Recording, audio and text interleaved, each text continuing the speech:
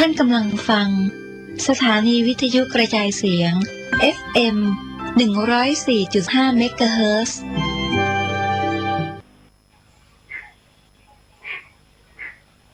คดในข้องอในกระดูกลึก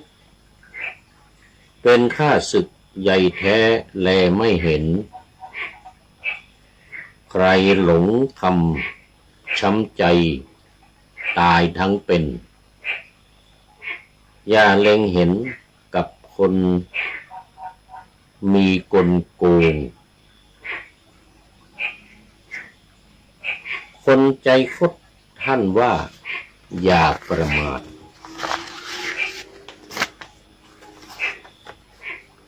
ถ้าพลั้งพลาดเมื่อไรก็ตายโหงข้างนอกหวานภายในน้ำใจโกงเหมือนไอ้โม่งซอกซอนตอนกลางคืนขอถวายความนอบน้อมแด่พระรัตนตรัยมีพระพุทธเจ้าเป็นต้นขอถวายความเคารพพระมหาเถระพระเถรานุเถระเจ้าคณะพระสังฆาธิการทั่วโลกมีพระเดชพระคุณพระธรรมเสนาบดีเจ้าคณะภาค7วัดหยาดน้ำตา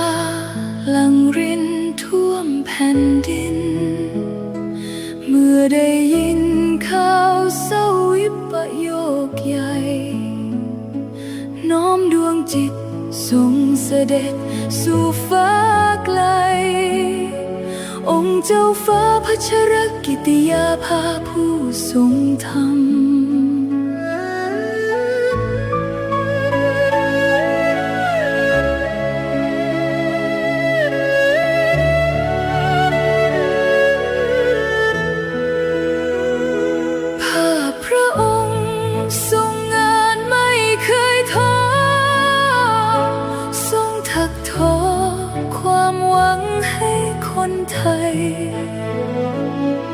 โครงการกำลังใจพระตราตรำชุบชีวิตผู้พลังทำให้ฟื้นคืนทรงเมตตาผู้ต้องขังหลังกำแพงจุดใต้แสงแห่งโอกาสส่องสดชื่น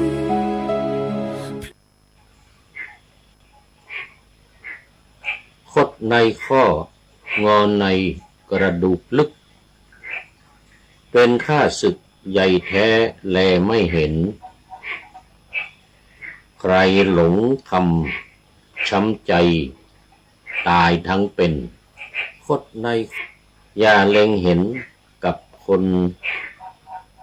มีกลโกงคนใจคดท่านว่าอย่าประมาท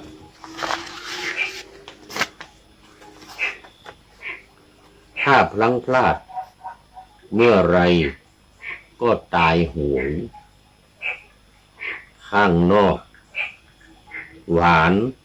ภายในน้ำใจโกงเหมือนไอ้โม่ง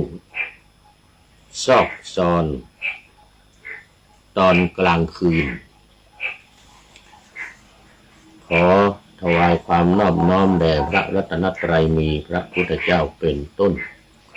ขอถวายความเคารพพระมหาเถระพระเถรานุเถระเจ้าคณะพระสังฆาธิการทั่วโลก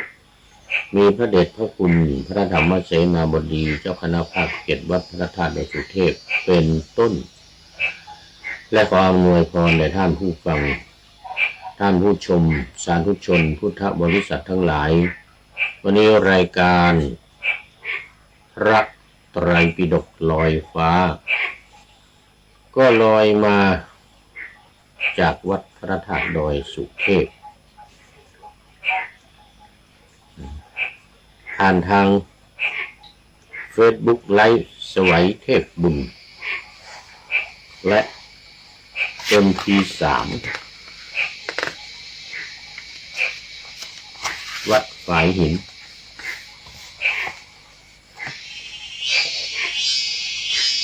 เหมือนเดิมโอ้ตอนนี้ขอต้อนรับคุณโยมพิษสมัยศรีเทพธรรมรงค์โอ้โหมา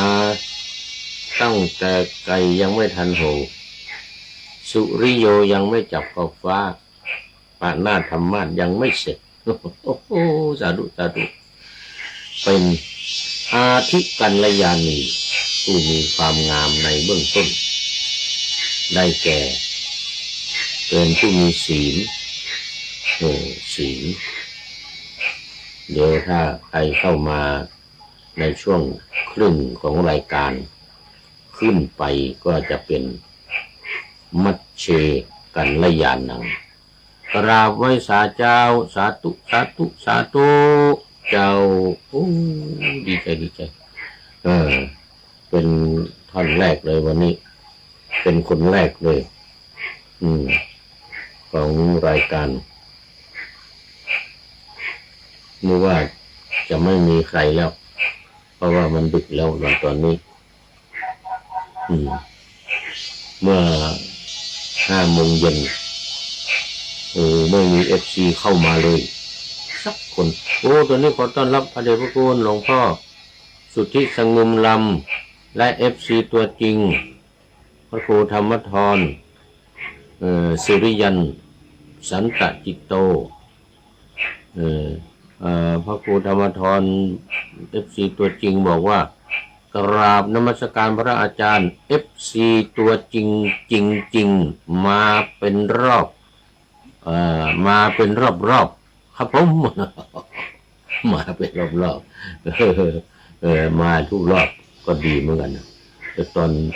นช่วงรถติด5 โมงเย็นไม่มีใครเข้ามาเลยท่านพระครูธรรมธรสุริยันสันตจิตโตบอกว่าโง่เข้ามาเป็นรอบๆเลยตอนนี้ก็ยังเป็น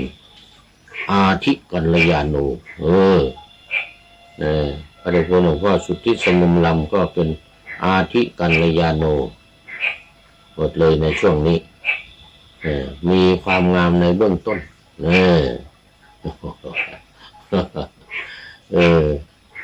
แล้วก็มาเอานี้ก็มาสู่เนื้อหาสาระของธรรมะในรายการกันเลยมีคนว่าได้เนื้อหาน้อยเดียวว่างั้นน้ำท่วมทุ่งผักบุ้งหลงเหลงว่างั้นนะมัวแต่พูดอะไรก็ไม่รู้ในช่วงนั้นมันมีประชาสัมพันธ์มันก็เลยได้ธรรมะน้อยท่านพระครูธรรมธรสุริยัน FC ตัวจริงนี่ว่าวันนี้ขึ้นเล่มใหม่แล้วปัญจมะสมันตปาสาธิกาอัตถกถาพระวินัยเล่มที่5สามมนเล่มที่5เป็นเล่มสุดท้ายแล้วบริวารเกี่ยวกับเรื่องบริวารต่างๆนะเกี่ยวกับอาบัติเริ่มต้นปาราชิกเล่าถึงเรื่องของปาราชิกแล้วเอาเรื่องที่ยากเห็นบอกว่าเรื่องไม่ตื้นเหมือนกันเรื่องไม่ตื้นคือเรื่องยากเอามาพันนาที่มันตื้นง่ายๆว่าไว้ในวิพังหมดแล้วว่านะว่าในวิพังหมดแล้วนะไอ้นี่มันเป็นเรื่องยากเลยต้องขออภัยท่านผู้ฟังบางทีอาจจะไม่เข้าใจเพราะมันเป็นเรื่องวินัยมันวินัยโดยเฉพาะมันจะเป็นเรื่องของพระสงฆ์เรื่องของพระโดยเฉพาะเลยญาติโยมก็รู้ไว้ก็ดีเหมือนกันแต่ก็ไม่จำเป็นสำหรับญาติโยมต้องขออภัยญาติโยมที่รับฟังทางวิทยุหรือรับเข้ามาชมแล้วก็เรื่องมันไม่น่าสนใจเพราะมันไม่เกี่ยวกับญาติโยมบางทีมันก็เกี่ยวนะมันก็เกี่ยวเนื่องกันอยู่นะ อย่างเรื่องกฐินเรื่องการเข้าพรรษาเรื่องเสนาสนะที่อยู่อาศัยอะไรต่างๆนี่นะมันก็เกี่ยวข้องกับญาติโยมที่ถวายอยู่เหมือนกัน เพราะว่าสิ่งต่างๆเหล่านี้ญาติโยมต้องถวายแต่เรื่องอาบัตินี่ไม่เกี่ยวกับญาติโยมไม่เกี่ยวแต่รู้ไว้ก็ดีวันนี้เป็นเรื่องปริวารวรรณนาโสรสมหาวรรณนาในอุปัตโตวิภังค์ไม่เป็นไรมันเป็นเรื่องที่ยากแต่ว่ามันก็เป็นเรื่องจำเป็น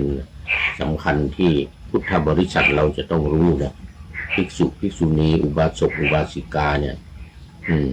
นอกจากรู้ของตัวเองวินัยนี่ของตัวเองก็ศีล 5ศีล 8เนี่ยของญาติโยมสาธุชนสามเณรก็ศีล 10กลุ่มเข้ามาพระภิกษุ227ภิกษุณี311เนี่ย311ก็แต่ว่ามันก็เป็นเรื่องสำคัญในการที่จะรักษาพระพุทธศาสนาของเราในส่วนของพระวินัยทีนี้บางแง่บางมุมบางความคิดนี่ก็ถือว่าไม่สำคัญอย่างฝ่ายมหายานพระพุทธศาสนาฝ่ายมหายานว่าเอาธรรมะเป็นใหญ่วินัยไม่สำคัญวินัยไม่สำคัญตัดออกกันเยอะแยะไม่เคร่งครัดในเรื่องวินัยไม่ถือเรื่องวินัยจนกระทั่งบางนิกายมีเมียด้วยแต่งงานได้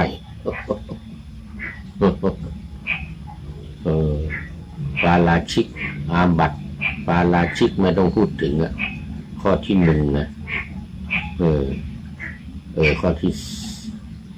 3การเสพเมถุนข้อที่ 2การเสพเมถุนไม่ต้องพูดถึงมีเมียแต่งงานได้มีบ้านมีช่องแต่เวลาจะทำพิธีทางศาสนาจึงค่อยเอาผ้าเหลืองมาห่มผ้าเฉวียงบ่าอย่างนี้ทำพิธีแต่เขาทำสวยเหมือนกันนะทำแบบผ้าสีเหลืองเนี่ยเวลาทำพิธีก็เอามาใส่เฉวียงบ่าแล้วก็ทำพิธีเสร็จแล้วก็ออกแล้วนุ่งผ้าธรรมดาเหมือนฆราวาสญาติโยมธรรมดาออกไปข้างนอกนี่ก็ผูกไทยใส่สูทเหมือนคนทั่วไปจะต่างหน่อยก็คือปลงผมแต่ว่าไม่ปลงหนวดนะปลงผมแต่ไม่ใช่คิ้วไม่โกนคิ้วโกนผมแต่ไม่โกนคิ้วนุ่งเสื้อนุ่งผ้าผูกไทยใส่สูทอย่างดีเหมือนที่เคยเล่าให้ฟังเจ้าของบริษัทรถซูซูกิที่ประเทศญี่ปุ่นเป็นพระแต่มีบริษัทรถนี่ดังไปทั่วโลกเนี่ยซูซูกิแล้วก็เป็นพระแล้วก็มีลูกมีเมียมีลูกได้แต่องค์นี้เทศเก่งเป็นที่ยอมรับกันของคนญี่ปุ่นเทศเก่งบรรยายพูดที่ไหนคนชอบใจ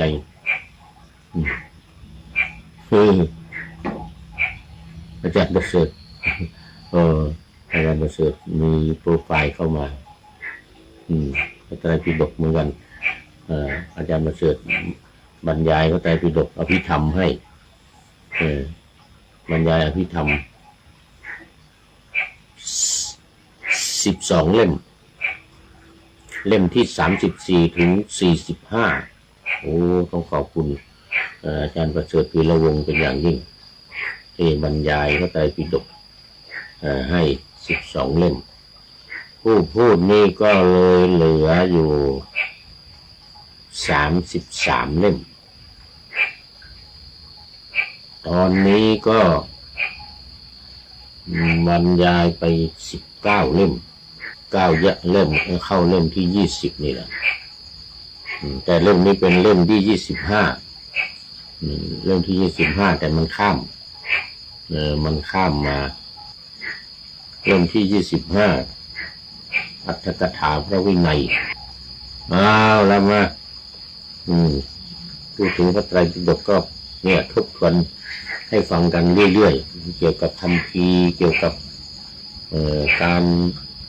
สร้างเกี่ยวกับคนเขียนพระไตรปิฎกโดยเฉพาะคนชุดแรกในการทำปฐมสังคายนาก็คือพระมหากัสสปะ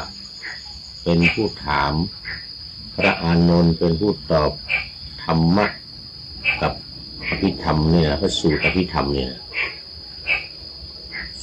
ที่มาเป็นสุตตันตปิฎกกับอภิธรรมปิฎกเนี่ยพระอานนท์ตอบส่วนพระวินัยพระอุบาลีเป็นผู้ที่เชี่ยวชาญตอบคำถามให้แก่พระมหากัสสปะเป็นประธานพระมหากัสสปะเป็นประธานในการทำสังฆายนาในครั้งแรกปราลบเหตุคือภิกษุรูปหนึ่งพอทราบว่าเป็นลูกศิษย์พระมหากัสสปะนี่แหละแต่มาบวชตอนแก่พอทราบว่าพระพุทธองค์ปรินิพพานชอบใจใหญ่ลุกขึ้นฟ้อนรำว่างั้นนะในตำราว่าลุกขึ้นเต้นว่างั้นนะทำไมจึงลุกขึ้นชอบใจที่พุทธองค์ปรินิพพานเนี่ยคนอื่นเขาโศกเศร้าเหงาหงอยกันตัวเองชอบใจลุกขึ้นเต้นรำหมายความว่ายังไงวะนะโอ้ดีใจว่างั้นนะพระมหากัสสปะถามลูกศิษย์เป็นพระภิกษุแก่มาบวชตอนแก่โอ้ดีใจที่พุทธองค์ปรินิพพานเลยต่อไปนี้เราจะทำอะไรก็ได้แล้วไม่มีใครบัญญัติสิกขาบทแล้วพวกภิกษุพวกนี้มันไม่รู้จะไปฟ้องใครแล้วว่างั้นนะไม่รู้จะไปฟ้องใครพระพุทธเจ้าไม่มีแล้วไม่มีใครบัญญัติวินัยแล้วเราจะทำอะไรก็ได้ต่อไปนี้ไม่มีใครบัญญัติวินัยบังคับเราแล้วพระพุทธเจ้าปรินิพพานแล้วโอ้พระมหากัสสปะก็สลดใจเลยมีขนาดว่าพระพุทธเจ้าปรินิพพานใหม่ๆนะนานไปจะเป็นยังไงวะงั้นนะธรรมวินัยจะเป็นยังไงจะมีคนปฏิบัติตามเคารพนับถือยังไงหรือไม่ยังไงเนี่ยโอ้โหน่าเป็นห่วงมากว่างั้นนะเป็นห่วงมากก็เลยหลังจากที่ถวายพระเพลิงพระบรมศพของพระศาสดาผ่านไปแล้ว3 เดือนจึงเริ่มในการทำสังฆายนาคือการร้องพร้อมกันอย่างว่า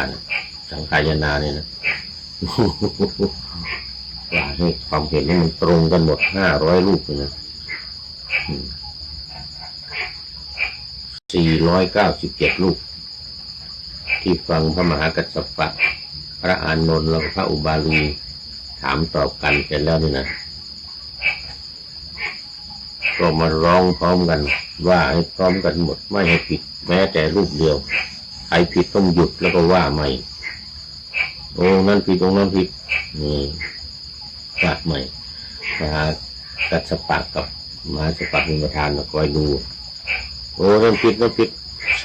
ใช่ไหมอานนท์ผิดใช่ไหม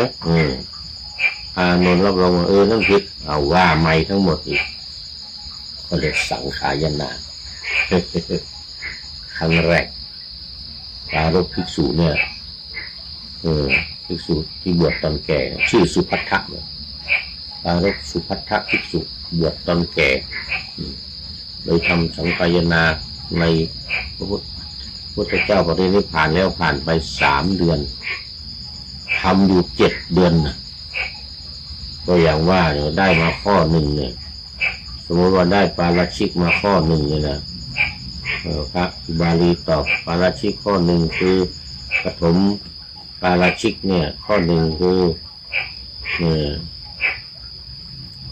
ภิกษุสมมติว่าเรื่องเสพเมถุนเรื่องพระสุทินแล้วทีนี้เกิดเรื่องนี้เกิดจากไหนนู่นเมืองไวสาลีพระสุทินเป็นคนไวสาลีนะทำสังฆายนาเลยบัญญัติสิกขาบทเลยเป็นรูปแรกเลยเสพเมถุน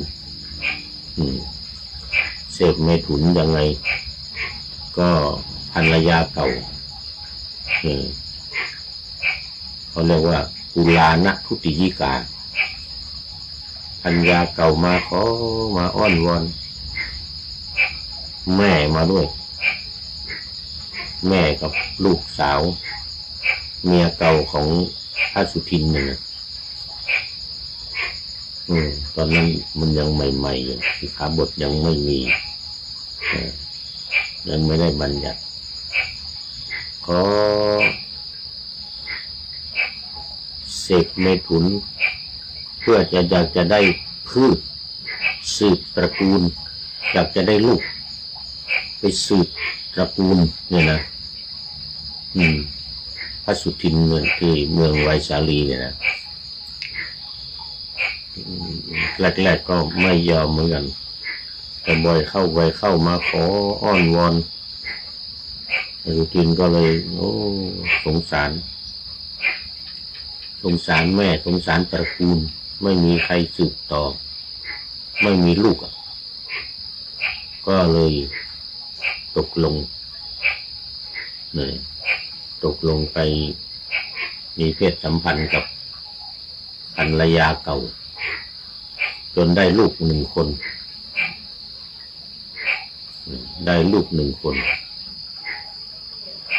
แล้วก็ตั้งชื่อว่านายพืชพีชะเนี่ยนะพีชะภาษาบาลีพีชะนี่แปลว่าพืชภาษาไทยเราแปลว่าพืชทับศัพท์ก็คือได้เผ่าพันธุ์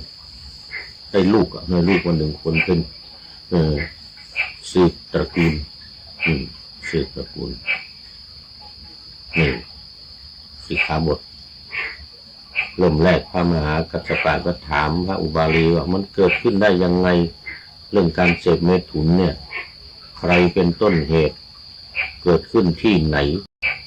พระอุบาลีก็เล่าให้ที่ประชุมฟัง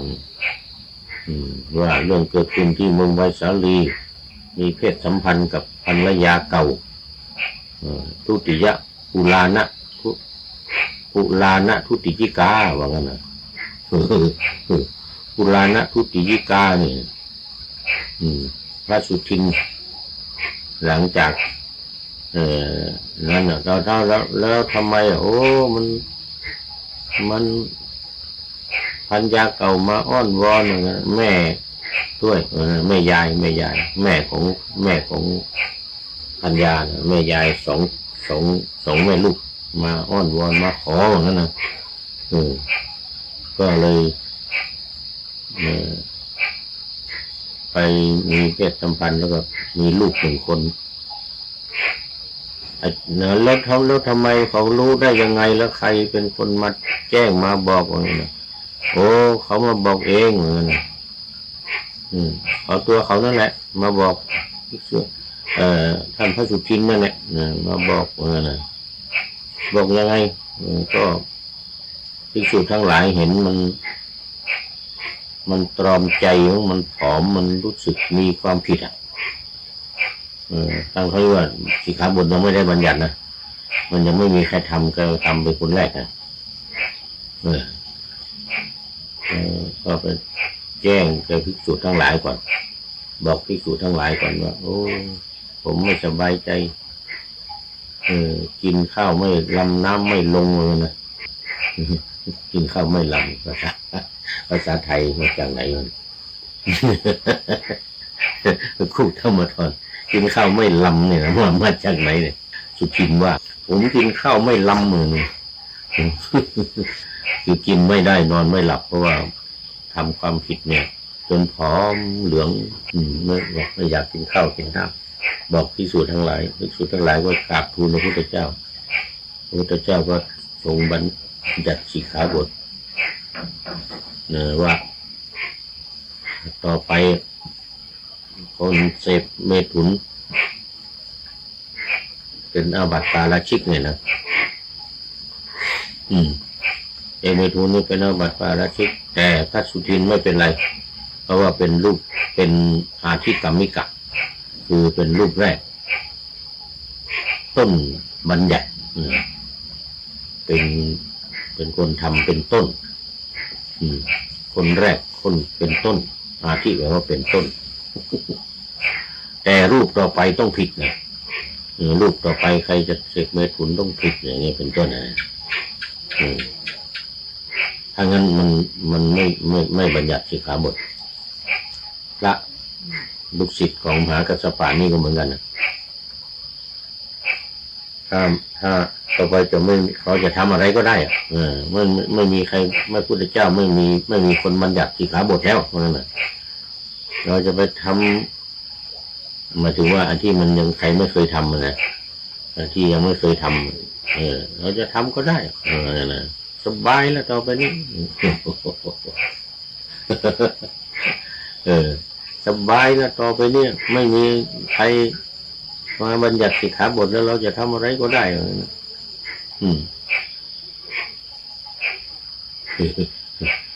นี่เป็นเหตุเป็นต้นเหตุในเรื่องนี้เมื่อวานนี้ว่าไปทีหนึ่งแล้วเรื่องการเก็บอาหารใส่ขนิง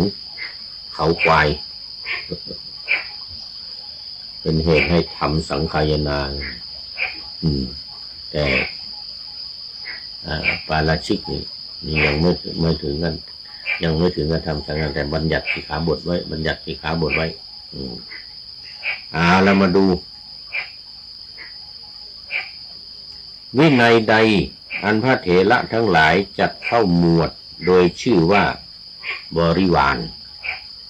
เป็นลำดับแห่งขันธกะทั้งหลายในศาสนาของพระผู้มีพระภาคผู้มีบริวารสะอาดมีบริวารสะอาด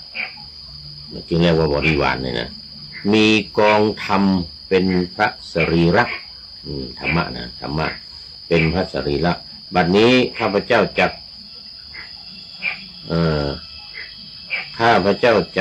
ลักนัยยะอันมาแล้วในหนหลังจักทำการพรรณนาเนื้อความที่ไม่ตื้นแห่งวินัยที่ชื่อว่าบริวาร นั้นที่มันยากไอ้ที่มันง่ายไม่เอามาแล้วเอาแต่ที่อันยากมาต่อไปโสรสมหาวัคคะวรรณนามหาวาลวรรณนาในอุปัตโตวิภังค์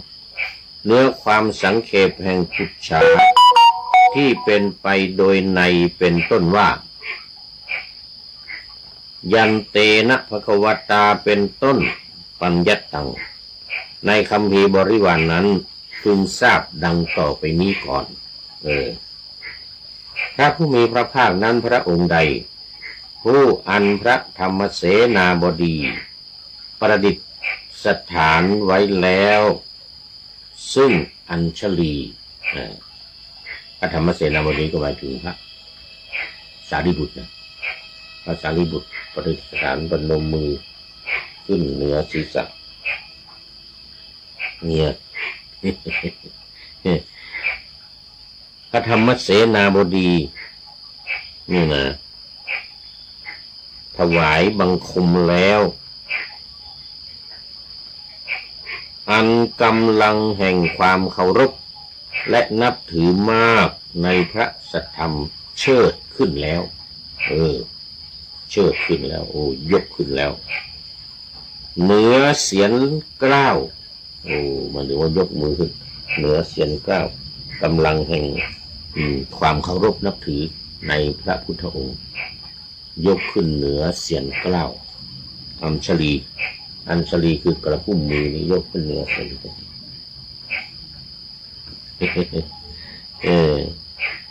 ทูลวิงวอนแล้วจึงทรงแต่งตั้งวินัยบัญญัติอาศัยอำนาจประโยชน์10ประการเพื่อความตั้งอยู่ยืนนานของพระศาสนาพระผู้มีพระภาคพระองค์นั้น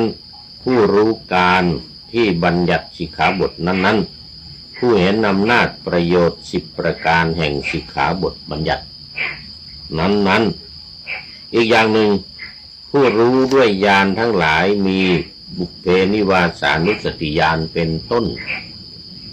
ผู้เห็นด้วยทิพจักษุผู้รู้ด้วยวิชชา3หรืออภิญญา6วิชชา3นี่ก็นี่บุพเพสานุสติญาณนี่1อุตูปปาตญาณ2แล้วก็อาสวัคคยญาณ3เป็นพระอรหันต์เป็นพระพุทธเจ้าหรือด้วยอภิญญา6มีอิทธิวิธีแสดงฤทธิ์ได้ที่ประจักษุตาทิพย์ที่ประโสตหูทิพย์อย่างนี้เป็นต้นนะผู้เห็นด้วยสมันตจักษุอันหาสิ่งใดขัดขวางมิได้ในธรรมทั้งปวงผู้รู้ด้วยปัญญาซึ่งสามารถรู้ธรรมทั้งมวลผู้เห็นแม้ซึ่งรูปทั้งหลายที่อยู่ในภายนอกฝาเป็นต้นรูปทั้งหลายที่อยู่ในนอกฝาเป็นต้นซึ่งล่วงวิสัยจักษุแห่งสัตว์ทั้งปวงด้วยมังสะจักษุอันผ่องใสยิ่งนักผู้รู้ด้วยปัญญาเครื่องแสดงตลอดขอไปเครื่องแทงตลอดคือบรรลุคือได้บรรลุปัญญาบรรลุได้ด้วยปัญญามีสมาธิเป็นประทัดฐานยังประโยชน์ให้สำเร็จผู้เห็นด้วยเทศนาปัญญามีกรุณาเป็นประทัดฐานอันยังประโยชน์ผู้อื่นให้สำเร็จผู้เป็นพระอรหันต์ตรัสรู้เองโดยชอบทรงบัญญัติปฐมปาราชิกไว้ปฐมปาราชิกนั้นทรงบัญญัติที่ไหนทรงปรารภใครจึงบัญญัติทรงบัญญัติเพราะเรื่องอะไรในปฐมปาราชิกนั้นมีบัญญัติหรือเป็นต้นปฐมปาราชิกปฐมปาราชิกนั้นใครนำมาแล้วนี่เป็นต้นก็คืออย่างที่เราเมื่อกี้นี้ใครเป็นต้นบัญญัติเรื่องมันมี4เรื่องเรื่องฆ่าสัตว์เรื่องฆ่ามนุษย์เรื่องเสพเมถุนเรื่องขโมยลักขโมยแล้วก็4เรื่องอวดอุตริมนุสธรรมอวดคุณวิเศษที่ไม่มีในตนเช่นผมเหาะได้อย่างนี้แต่ว่าเหาะจริงๆแล้วเหาะไม่ได้อันนี้เรียกอุตริมนุสธรรมแต่คำว่ายันเตนะภควตาชานตาปัสสตาระหตาสัมมาสัมพุทเถนะปฐมังวาราชิกังนี้เป็นแต่เพียงคำขยายบทต้นที่มาแล้วในปุจฉาอย่างเดียวในวาระคำถามและคำตอบเท่านั้นหมายถึงว่าที่พระมหากัสสปะถามพระอานนท์ตอบพระมหากัสสปะถามเรื่องวินัยพระอุบาลีตอบอย่างเงี้ยถามตอบกันเนี่ยขยายบทต้นโอ้ขอไปมันรู้สึกว่าหนังตาหย่อนแล้วโอ้เดี๋ยวก่อนยังไม่หมดเวลาเพราะบางทีตั้งเวลาผิดอย่างวันนั้นตั้งผิด พอเสร็จแล้วมาเปิดดูมี23 นาที ครึ่งชั่วโมงก็ยังไม่ถึงแล้วนะใครนำมานี่นะเป็นคำถามจากพระมหากัสสปะเหมือนยกตัวอย่างเป็นต้นเลยนะก็แลในวาระคำถามและคำตอบนี้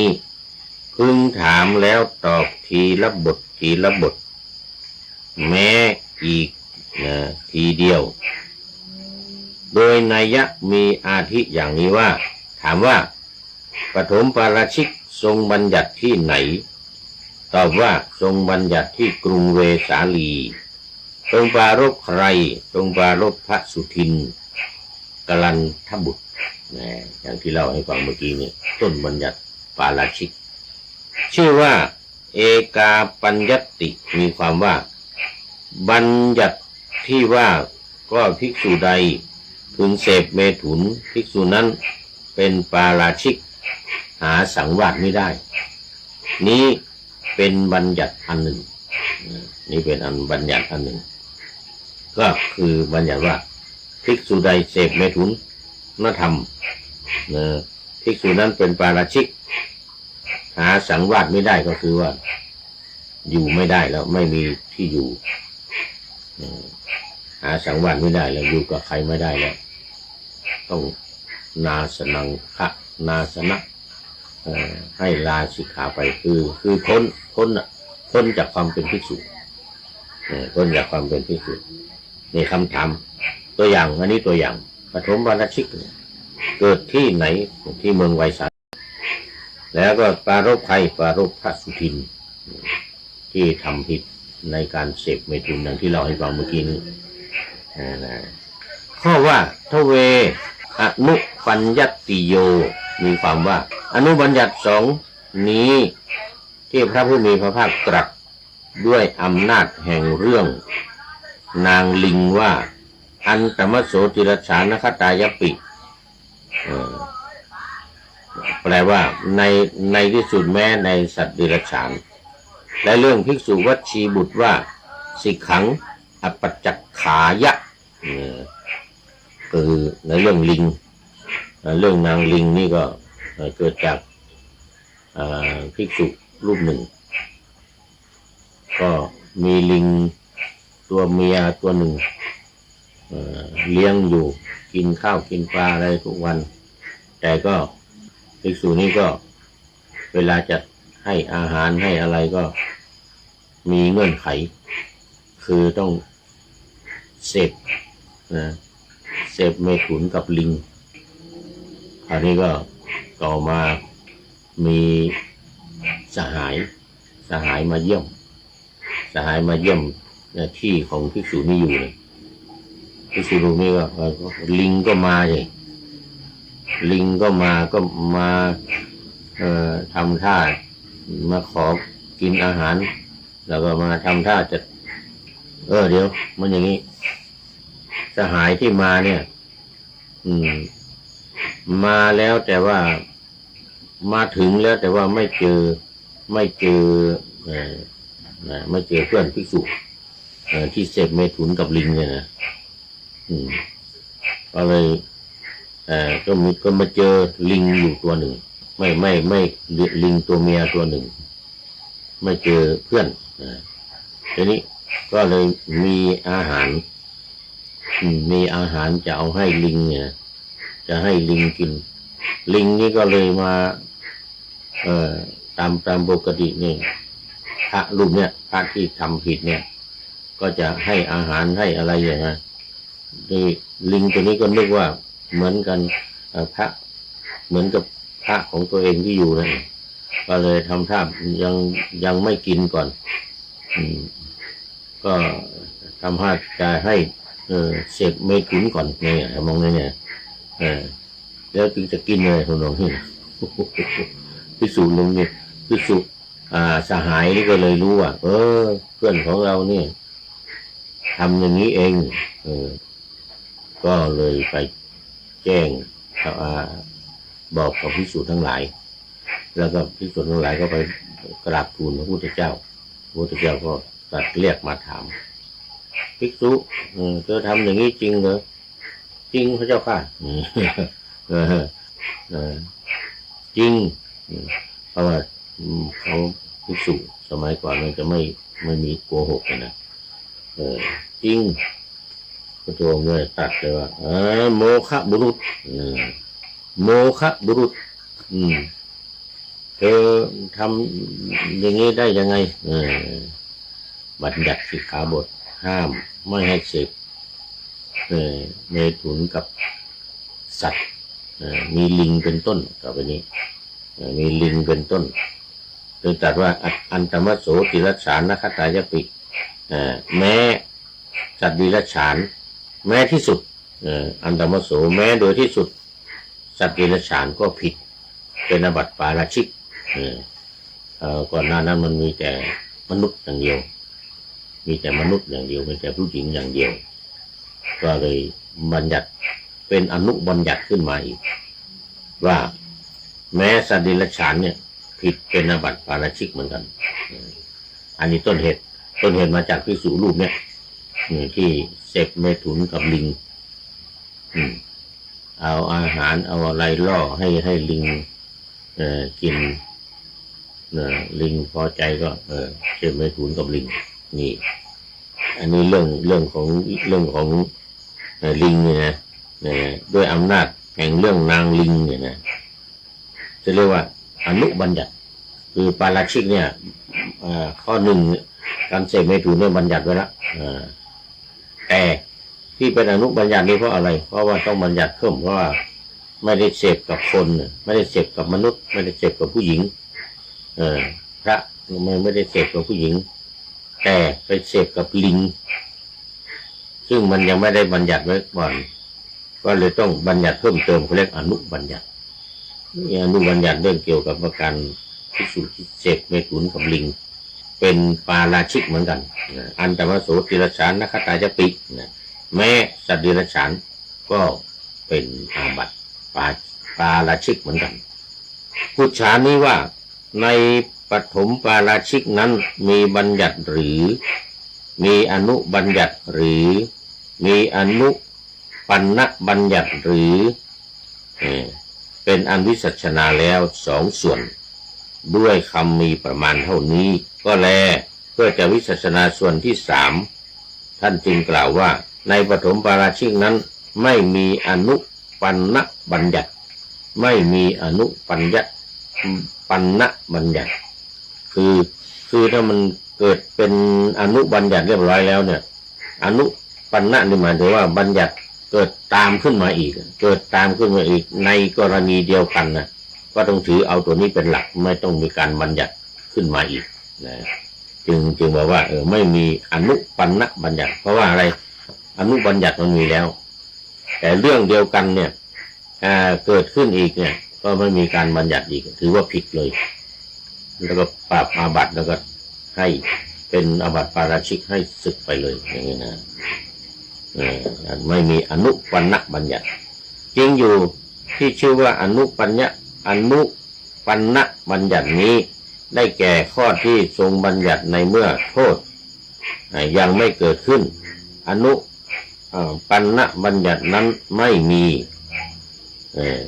อนุปันนบัญญัติไม่มีนอกจากที่มาแล้วด้วยอำนาจคฤธรรม8ของภิกษุณีทั้งหลายเท่านั้นเพราะฉะนั้นท่านจึงกล่าวว่าในปฐมปาราชิกนั้นไม่มีอนุปันนบัญญัติไม่มีอนุปันนบัญญัติถ้าอย่างคฤธรรม8ประการนี้ยังไม่มีอะไรเกิดขึ้นแต่บัญญัติกันเอาไว้เลยที่นาง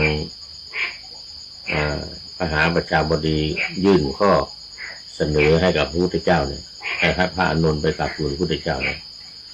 ถ้าบัญญัติสิกขาบทป้องกันไว้เนี่ยก็จะสามารถให้ผู้หญิงเนี่ยบวชได้ไหมอย่างเนี้ยพระพุทธองค์จึงยอมบัญญัติแต่ที่ว่าไม่มีอนุปันนบัญญัตินี่ก็คือว่าไม่บัญญัติในสิ่งที่ว่ามันเคยเกิดขึ้นมาแล้ว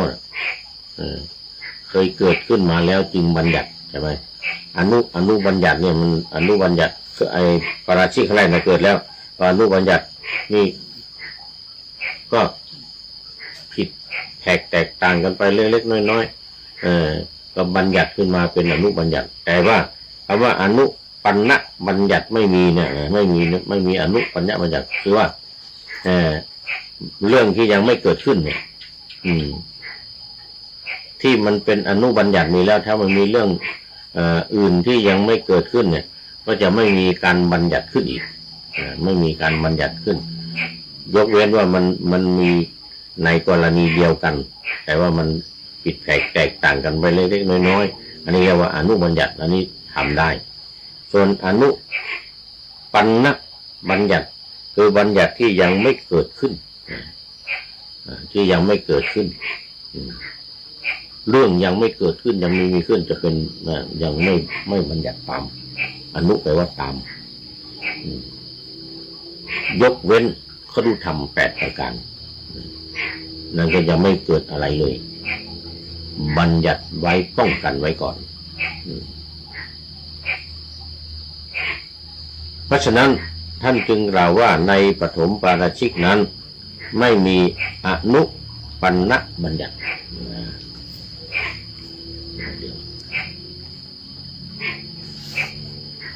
ข้อว่าสัพพะปัญญัตินั้นได้แก่บัญญัติในที่ทั้งปวงทั้งในมัชฌิมประเทศทั้งในปัจจันตชนบททั้งหลายนี่เรื่องนี้หมายถึงว่าถ้าว่าสัพพะนี่แปลว่าในที่ทั้งปวงบางอย่างสิกขาบทบางอย่างตัวอย่างเช่นการห้ามภิกษุไม่ให้ไปอาบน้ำที่บ่อน้ำร้อนที่เมืองราชคฤห์15 วันให้ไปอาบครั้งหนึ่งอันนี้เฉพาะตรงนั้นเท่านั้นนะเฉพาะตรงนั้นเท่านั้นที่อื่นไม่เกี่ยวที่อื่นไปอาบกันได้ภิกษุจะอาบวันละ3 ครั้ง 4 ครั้ง 5 หนก็ได้แต่เฉพาะที่ราชคฤห์เนี่ยที่บ่อน้ำร้อนเนี่ย15 วันให้ไปอาบครั้งหนึ่งเนื่องจากว่ามันไปเบียดเบียนชาวบ้านพอพระไปอาบเนี่ยชาวบ้านก็เกรงใจไม่ได้อาบน้ำกันบางทีมาจากที่ไกลไม่ได้อาบพระอยู่เต็มอย่างเงี้ยก็มีคนไปฟ้องพุทธเจ้าว่าโอ้คนญาติโยมก็เกรงใจไม่ได้อาบน้ำกันเพราะว่าพระอาบอยู่เต็มทั้งกลางวันทั้งกลางคืนมีพระอยู่เรื่อยๆว่างั้นนะคนก็เกรงใจไม่ได้อาบน้ำกันอย่างเงี้ยนะยิ่งไอ้น้ำร้อนที่มันตกลงมาเลยนะคนไปอาบแล้วเขาก็เกรงใจพระพระองค์ทรงบัญญัติ15 วันให้ไปอาบได้ครั้งหนึ่งในนั้นแต่จะอาบที่วัดอาบในห้องน้ำจะอาบที่วัดเนี่ยไม่มีปัญหาอาบได้ยกเว้นตรงนั้นที่เดียวอันนี้จึงบอกว่าถ้าสัพพะเนี่ยได้ในทุกที่แต่ในกรณีบางอย่างบางเรื่องที่บัญญัติเฉพาะเหตุเฉพาะที่นะจริงอยู่4 สิกขาบทนี้คืออุปสมบทด้วยคณะมีพระวินัยธรเป็นที่5รองเท้าตั้งแต่4 ชั้นขึ้นไปการอาบน้ำเป็นนิดเครื่องลาดคือหนังทรงบัญญัติเฉพาะในมัชฌิมประเทศเท่านั้นเรื่องอย่างเรื่องการอาบน้ำเรื่องรองเท้าเฉพาะในมัชฌิมประเทศเป็นอาบัติเพราะสิกขาบทเหล่านั้นในมัชฌิมประเทศนี้เท่านั้นที่ต้องบัญญัติที่อื่นไม่เกี่ยวในปัจจันตชนบททั้งหลายหาเป็นอาบัติไม่หมายถึงว่าในข้างนอกรอบนอกออกไปสิกขาบทที่เหลือทั้งหมดทีเดียวชื่อว่าสัพพะบัญญัติยกเว้นอย่างที่เล่าให้ฟังเมื่อกี้เนี่ยมันในมัชฌิมประเทศในท่ามกลางระหว่างแล้วก็เป็นที่อื่นมันไม่มี บ่อน้ำอุ่นที่คนจะไปอาบกันเนี่ยแม้แต่ปัจจุบันนี่ก็ยังมีมันไม่มีที่อื่นคนก็ต้องไปไหลกันไปอาบตรงนี้ที่เดียวเพราะฉะนั้นพระนี่ก็จะต้องถูกบัญญัติห้าม15 วันให้ไปอาบได้ครั้งหนึ่งชาวบ้านญาติโยมเขาก็จะได้ไม่มาละวันนั้นถ้ามีพระไปอาบกันเต็มเนี่ยญาติโยมว่า15 วันนะพระจะมาอาบครั้งหนึ่งนะนี่ก็เป็นการบัญญัติไว้โดยที่ว่าไม่เกี่ยวกับที่อื่นเฉพาะตรงนั้นเท่านั้นที่ราชคฤห์นั้นบ่อน้ำร้อนนั้นเท่านั้นแต่ที่อื่นก็อาบกันได้ที่อื่นก็ไปอาบกันได้สบายๆไม่มีปัญหาโครงการวัดไทยพุทธวิหารจีรพันธ์คุณโยมจีรพันธ์สาธุเข้ามาแล้วตอนนี้เป็นเดี๋ยวก่อนต้องดูก่อน11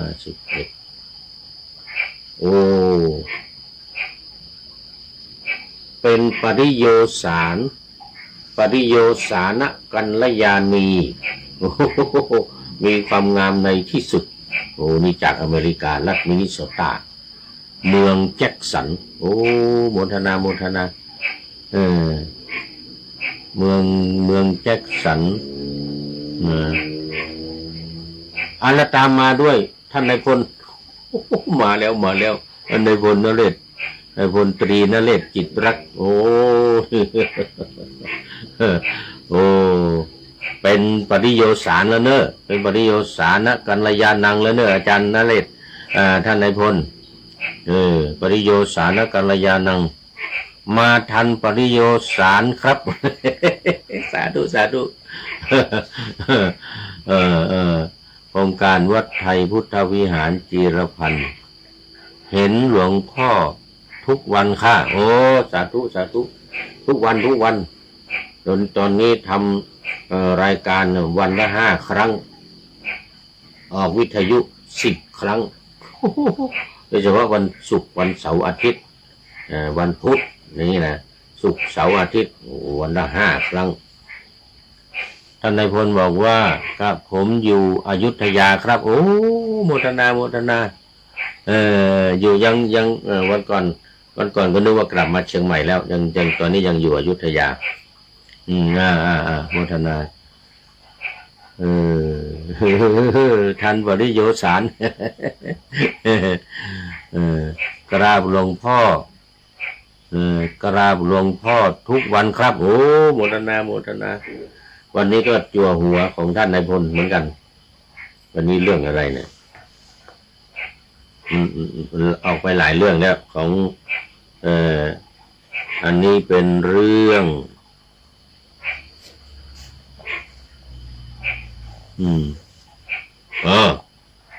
คดในข้องอในกระดูกคดในข้องอในกระดูกลึกเป็นข้าศึกใหญ่แท้แลไม่เห็นอันนี้ของท่านนายพลเอาบทโบราณคำกลอนเข้ามาโบราณคำกลอนมาจากท่านนายพลนำมาเผยแพร่นำมาเป็นข้อคิดท้ายรายการวันนี้เดี๋ยวนี่เดี๋ยวจะถึงเวลาละเอาแล้วนะเอาเรื่องนี้จบไว้ก่อนก็แล้วกันเดี๋ยวก่อนถึงไหนแล้วสัพพะบัญญัติสิกขาบทเฉพาะที่แต่ถ้าสัพพะนี้ได้ทุกที่ทุกทางทุกแห่งทั้งในชนบททั้งในมัชฌิมประเทศในเมืองราชคฤห์อย่างเงี้ยนะเรียกว่าเป็นมัชฌิมประเทศหลวงพ่อคือต้นแบบพระนักเผยแผ่ครับยังไม่ใช่ต้นแบบ ต้นแบบจริงๆพระวัดประยุรวงศาวาสนั่นนี่ต้นฉบับเลยแหละต้นฉบับเลยการเทศสมัยก่อนเราอยู่กรุงเทพท่านนายพลก็คงเคยไปฝึกเทศที่วัดประยุรวงศาวาสวัดประยูนวันพระในฤดูกาลเข้าพรรษาในพระวันพระนี้ไปฝึกเทศที่วัดประยูน ทุกวันพระนั่นเนี่ยต้นแบบเลยจริงๆล่ะนะต้นแบบการเผยแผ่ต้นแบบการเทศการบรรยายอะไรต่างๆการจัดค่ายนะค่ายยุวบุตรของวัดประยูนเนี่ยเขาเรียกว่าค่ายยุวบุตรก็ต้องส่งพระไปอบรมก่อนอบรมค่ายยุวบุตรเสร็จแล้วก็ออกไปจัดตามชนบทตามหัวเมืองต่างๆตามจังหวัดต่างๆทำค่ายคุณบุตรพุทธบุตรนะค่ายพุทธบุตรของวัดประยูนเนี่ยโอ้สุดยอดเลยไปอบรมนักเรียนตามที่ต่างๆต้องผ่านค่ายนี่ก่อนในนามของค่ายพุทธบุตรฝึกเทศเนี่ยโอ้ต้นแบบจริงๆวัดประยูนตอนนี้ก็มีหลายองค์ท่านเจ้าคุณชัยวัฒน์ก็องค์หนึ่งท่านเจ้าคุณ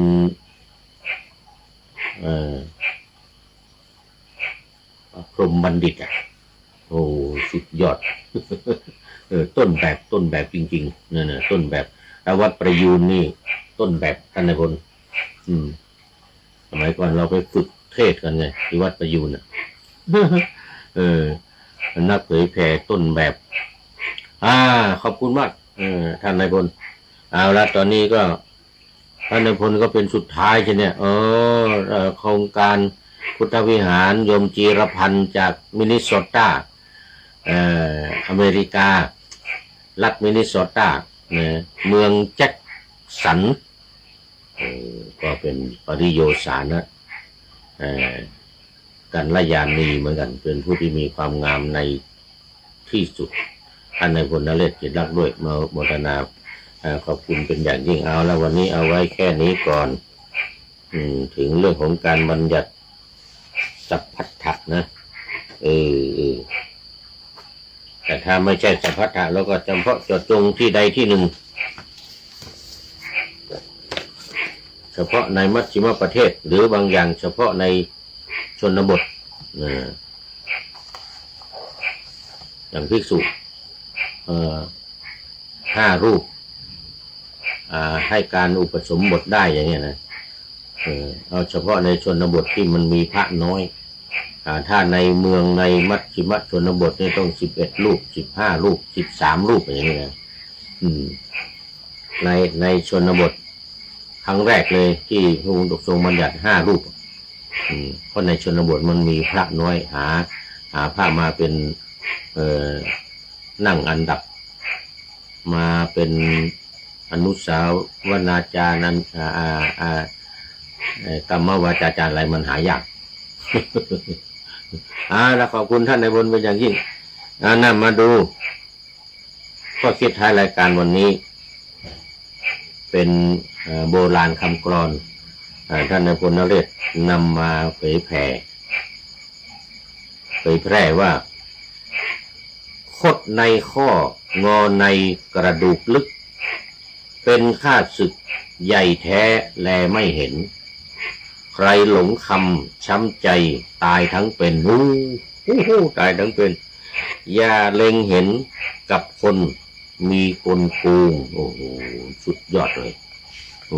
พูดขี้โกงนี่โอ้มีเล่ห์กลมีเล่ห์เหลี่ยมถ้าพลั้งพลาดเมื่อไร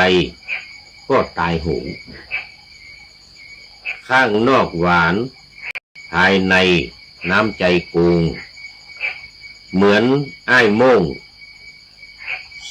ซอกซอนตอนกลางคืนโมทนา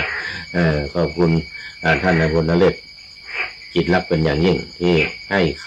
ำโบราณสุดท้ายรายการในวันนี้เนี่ยขอน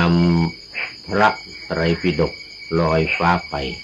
จากผู้ฟังทั้งหลายในโลกล่างวันต่อไปจะได้จรย้อนกลับมาสู่สถานีใหม่ให้ท่านฟังอย่าลืมเปิดวิทยุหรือเครื่องรับโทรศัพท์โมบายคอมพิวเตอร์ผัง YouTube เฟซเพจไลน์ให้ดังๆเพื่อชมฟังรายการวันต่อไปขอทุกท่านมีความสุขทุกคืนวันนำธรรมะประกอบการงานทั้งหลายเช่นขยันทำงานทางวาจากาย ใจขวนขวายกิจการงานนานาบำเพ็ญสาธารณประโยชน์เว้นสิ่งที่มีโทษโหดเยี่ยงสาประกอบแต่กรรมดีมีราคาแสวงหาเงินทองครองใจคนเสียสละพละทรัพย์นับมากน้อยไม่ให้ล้านก็ให้ร้อยไม่ด้อยผลเอื้อคนรวยช่วยคนยากฝากคนจนให้ทุกคนเท่ากันมาตรฐานเดียว